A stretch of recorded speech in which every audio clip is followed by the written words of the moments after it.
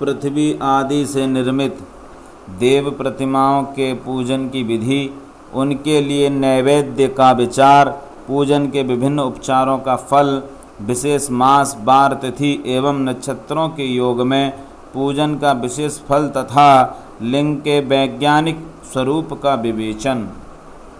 ऋषियों ने कहा, साधु शिरोमणे, अब आप पार्थिव प्रतिमा की पूजा का विधान बताइए, जिससे समस्त अभिष्ट वस्तुओं की प्राप्ति होती है। सूत जी बोले, महर्षियों, तुम लोगों ने बहुत उत्तम बात पूछी है। पार्थिव प्रतिमा का पूजन सदा संपूर्ण मनोरथों को देने वाला है तथा दुख का तत्काल निवारण करने वाला है। मैं उसका वर्णन करता हूँ, तुम लोग उसको ध्यान देकर सुनो। पृथ्वी आदि की बनी हुई देव प्रतिमाओं की पूजा इस भूतल पर अभिष्टदायक मानी गई है। निश्चय ही इसमें पुरुषों का और स्त्रियों का भी अधिकार है। नदी, पोखरें अथवा कुएं में प्रवेश करके पानी के भीतर से मिट्टी ले आएं, फिर गंध चूर्ण के द्वारा उसका संशोधन करें और शुद्ध मंडप में रखकर उसे महीन पीसें और सानें।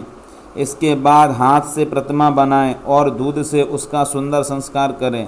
उस प्रतिमा में अंग प्रत्यंग अच्छी तरह प्रकट हुए हों तथा वह सब प्रकार के अस्त्र शस्त्रों से संपन्न बनाई गई हो। तदंतर उसे पद्मासन पर स्थापित करके आदर पूर्वक उसका पूजन करें।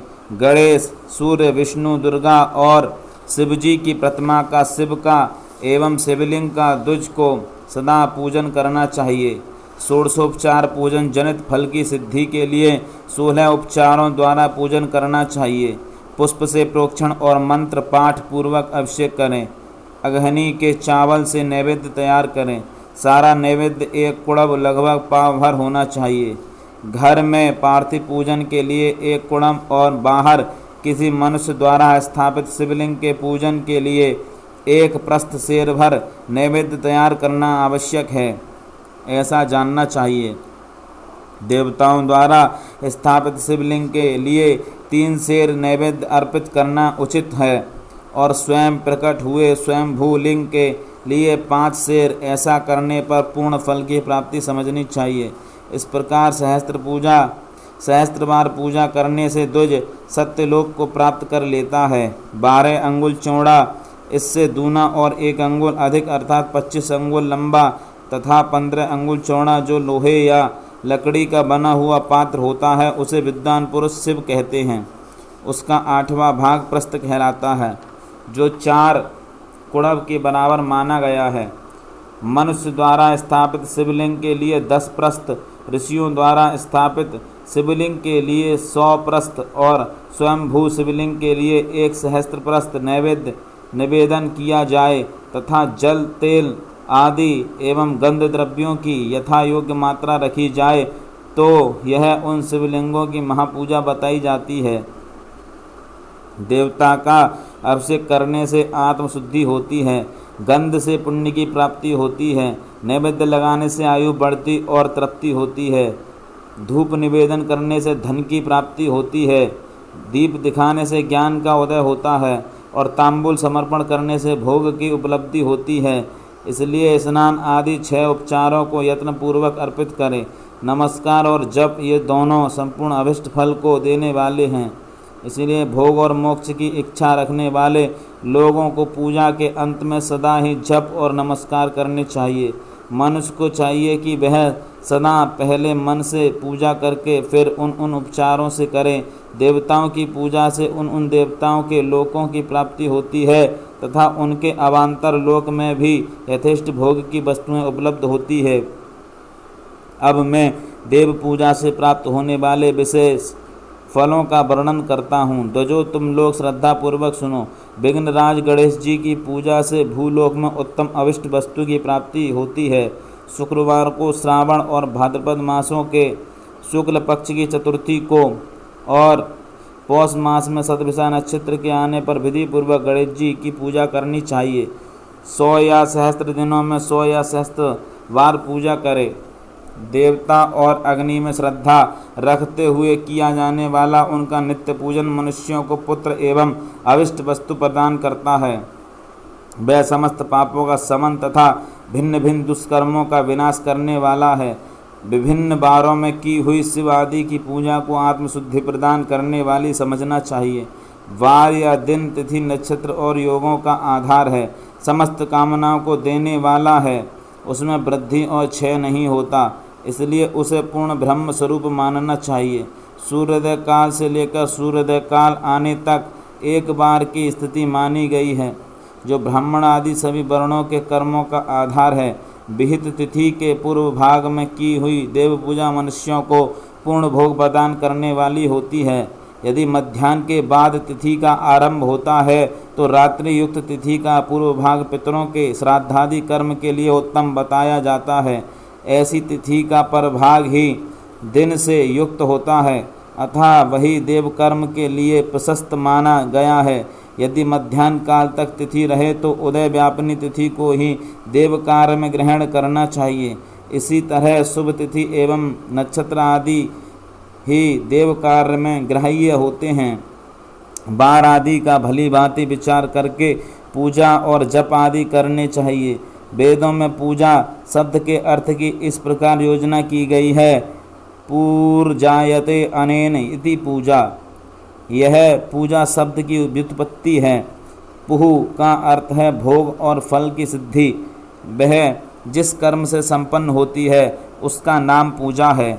मनोवांछित वस्तु तथा ज्ञान ये ही अभिष्ट वस्तुएं हैं।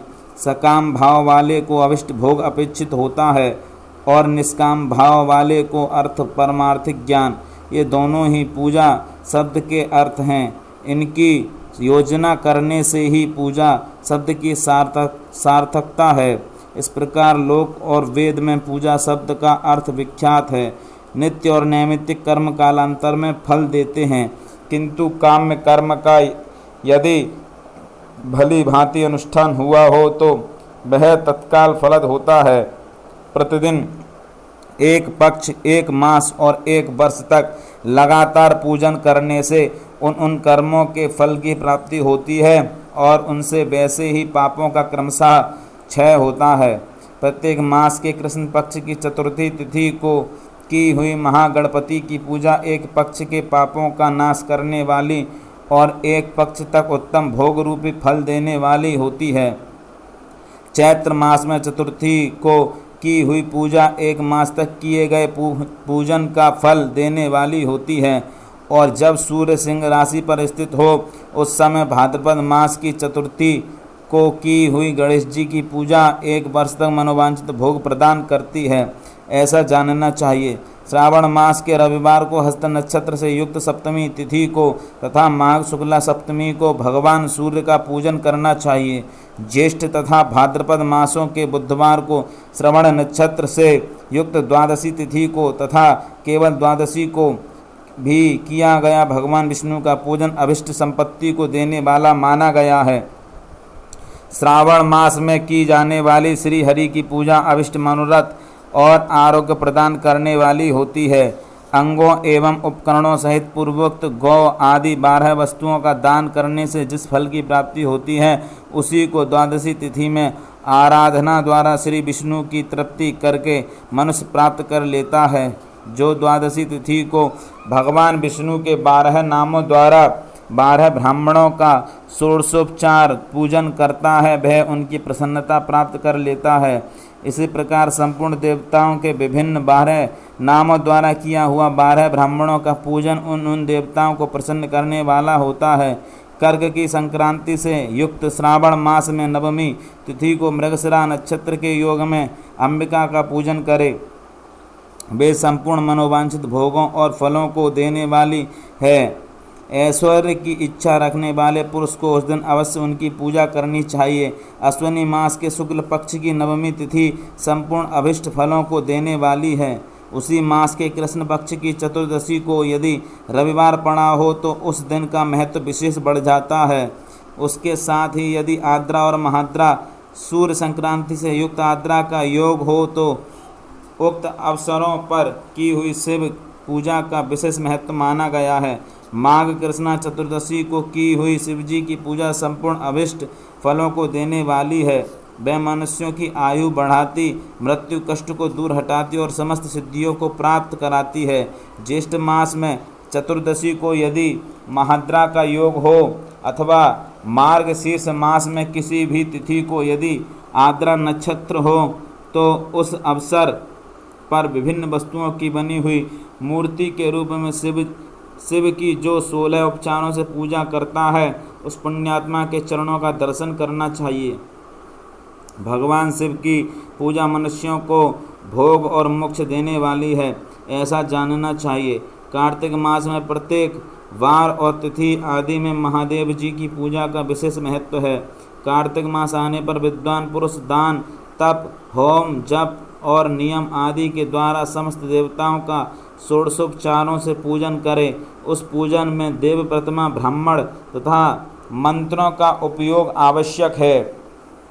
ब्राह्मणों को भोजन कराने से भी वह पूजन कर्म संपन्न होता है। पूजक को चाहिए कि वह कामनाओं को त्याग कर पीड़ा रहित शांत हो, देवाराधन में तत्पर रहे। कार्तिक मास में देवताओं का यजन पूजन समस्त भोगों को देने वाला, व्याधियों को हर लेने वाला तथा भूतों और ग्रहों का विनाश करने वाला है। कार्तिक मास के रविवारों को भगवान सूर्य की पूजा करने और तेल तथा सूती वस्त्र देने से मनुष्यों के कोढ़ आदि रोगों का नाश होता है। हरे, काली मिर्च, वस्त्र और खीरा आदि का दान और ब्राह्मणों की प्रतिष्ठा करने से क्षय के रोग का नाश होता है। दीप और सरसों के दान से मिर्गी का रोग मिट जाता है। कृतिका नक्षत्र से युक्त सोमवारों को किया हुआ शिवजी का पूजन मनुष्यों के महान दारिद्र्य को मिटाने वाला और संपूर्ण संपत्तियों को देने वाला है। घर की आवश्यक सामग्रियों के साथ गृह और क्षेत्र आदि का दान करने से भी उक्त फल की प्राप्ति होती है। कृतिका युक्त मंगलवारों को श्री स्कंद का पूजन करने से तथा दीपक एवं घंटा आदि का दान देने से मनुष्यों को शीघ्र ही वाक सिद्धि प्राप्त हो जाती है। उनके मुँह से निकली हुई हर एक बात सत्य होती है। कृतिका युक्त बुधवारों को किया हुआ श्री विष्णु का यजन तथा दही भात का दान मनुष्यों को उत्तम संतान की प्राप्ति कराने वाला होता है। कृतिका युक्त गुरुवारों को धन से ब्रह्मा जी का पूजन तथा मधु, सोना और घी का दान करने से मनुष्यों के भोग वैभव की वृद्धि होती है। कृतिका युक्त शुक्रवारों को गजानन गणेश जी की पूजा करने से तथा गंध, पुष्प एवं अन्न का दान देने से मानवों के भोग्य पदार्थों की वृद्धि होती है। उस दिन सोना, चांदी आदि का दान करने से बंध्या को भी उत्तम पुत्र की प्राप्ति होती है।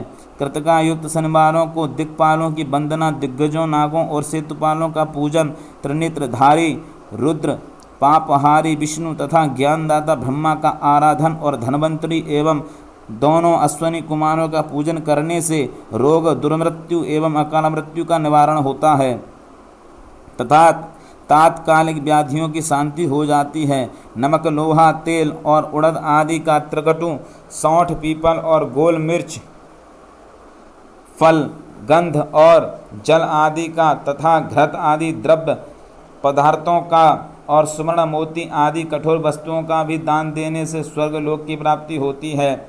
इनमें से नमक आदि का मान कम से कम 1 प्रस्थ सेर होना चाहिए और सुवर्ण आदि का मान कम से कम 1 पल। धन की संक्रांति से युक्त पौष मास में उषा काल में शिव आदि समस्त देवताओं का पूजन क्रमशः समस्त सिद्धियों की प्राप्ति कराने वाला होता है। इस पूजन में अग्नि के चावल से तैयार किए गए हविष्य का नैवेद्य उत्तम बताया जाता है। पौष मास में नाना प्रकार के अन्न का नैवेद्य विशेष महत्व रखता है। मार्गशीर्ष मास में केवल अन्न का दान करने वाले मनुष्यों को ही संपूर्ण अभिष्ट फलों की प्राप्ति हो जाती है। मार्गशीर्ष मास में अन्न का दान करने वाले मनुष्य के सारे पाप नष्ट हो जाते हैं। वह अभिष्ट सिद्धि, आरोग्य, धर्म, वेद का सम्यक ज्ञान, उत्तम अनुष्ठान का फल, इहलोक और परलोक में महान भोग, अंत में सनातन योग, मोक्ष तथा वेदांत ज्ञान की सिद्धि प्राप्त कर लेता है। जो भोग की इच्छा रखने वाला है वह मनुष्य मार्गशीर्ष मास आने पर कम से कम 3 दिन भी उषा काल में अवश्य देवताओं का पूजन करे और पौष मास को पूजन से खाली न जाने दे। उषा काल से लेकर संगम काल तक ही पौष मास में पूजन का विशेष महत्व बताया गया है। पौष मास में पूरे महीने भर जितेंद्रिय और निराहार रहकर द्विज प्रातः काल से मध्याह्न काल तक वेद माता गायत्री का जप करे। तत्पश्चात रात को सोने के समय तक पंचाक्षर आदि मंत्रों का जप करे। ऐसा करने वाला ब्राह्मण ज्ञान पाकर शरीर छूटने के बाद मोक्ष प्राप्त कर लेता है। द्विजेतर नर नारियों को त्रिकाल स्नान और पंचाक्षर मंत्र के ही निरंतर जप से विशुद्ध ज्ञान प्राप्त हो जाता है। इष्ट मंत्रों का सदा जप करने से बड़े पापों का भी नाश हो जाता है। सारा चराचर जगत बिंदु नाद स्वरूप और बिंदु शक्ति है और नाद शिव। इस तरह यह जगत शिव शक्ति स्वरूप ही है। नाद बिंदु का और बिंदु इस जगत का आधार है। ये बिंदु और नाद शक्ति और शिव संपूर्ण जगत के आधार रूप से स्थित हैं। बिंदु और नाद से युक्त सब कुछ शिव स्वरूप है, क्योंकि वही सबका आधार है। आधार में ही आधे का समावेश अथवा लय होता है। यही सकलीकरण है। इस सकलीकरण की स्थिति से ही सृष्टि काल में जगत का प्रादुर्भाव होता है, इसमें संशय नहीं है। शिवलिंग बिंदु नाद स्वरूप है, अतः उसे जगत का कारण बताया जाता है। बिंदु देव है और नाद शिव, इन दोनों का संयुक्त रूप ही शिवलिंग कहलाता है। अतः जन्म के संकट से छुटकारा पाने के लिए शिवलिंग की पूजा करनी चाहिए। बिंदु रूपा देवी उमा माता है और नाद स्वरूप भगवान शिव पिता। इन माता पिता के पूजित होने से परमानंद की ही प्राप्ति होती है। अतः परमानंद का लाभ लेने के लिए शिवलिंग का विशेष रूप से पूजन करें। देवी उमा जगत की माता है और भगवान शिव जगत के पिता।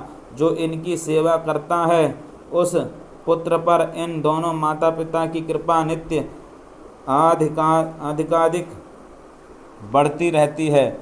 वे पूजक पर कृपा करके उसे अपना आंतरिक ऐश्वर्य प्रदान करते हैं। अतः मुनीश्वरों, आंतरिक आनंद की प्राप्ति के लिए शिवलिंग को माता पिता का स्वरूप मानकर उसकी पूजा करनी चाहिए।